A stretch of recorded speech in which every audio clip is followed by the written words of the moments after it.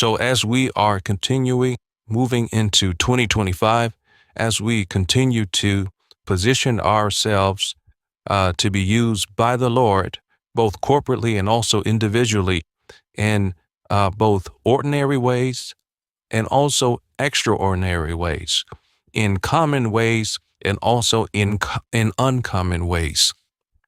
The Lord will eagerly thrust us into situations, thrust us into the harvest, thrust us into interacting and engaging with the world around us and bringing answers, bringing solutions to problems, bringing peace to chaos, bringing the anointing power of God to situations that are destitute, situations that are absent the power of God, situations that are, that debilitating situations that people are experiencing in many different ways. So God will reward us for that. So, us positioning ourselves corporately and also individually for God to use us in common ways, in ordinary ways, but also for Him to graduate us into uncommon ways and into extraordinary ways. And so, we're pressing into that. We're pressing into the move of God. We are in step. We are in sync with God's move because God has not stopped moving. In Genesis chapter 1, it says, and the Spirit of God was moving. The Spirit of God has not stopped moving. And so what He needs us to do as believers, as children of God, is to be in step and to be in sync with His move.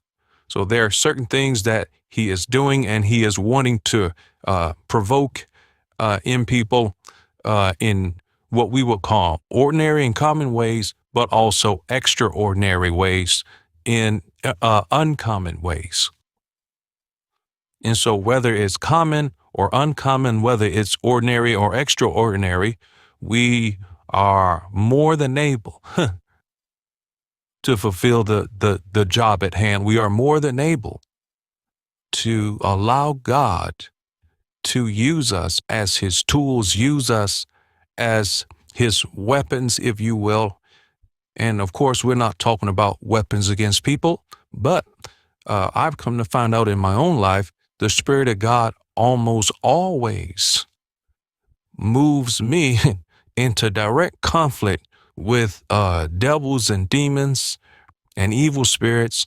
There is always, almost always, when there has been a move individually in my life, the Spirit of God has moved me in the direction of direct conflict with demons and devils and things in the unseen realm that seek to destroy and kill and rob people and oppress people. He has led me into those situations. And so when we're pressing, without opposition, there is no need for pressing. I mean, just think about it for a moment. Without opposition, there wouldn't be a need for pressing. So the need or the requirement for pressing denotes a sense or a certain level of opposition inherently. Because if it was no opposition, that would just be a clear path. I wouldn't need to press, but there is a necessity to press because there is opposition in the unseen realm. And the Apostle Paul talked about it. The Apostle Peter talked about it. James talked about it in his epistle.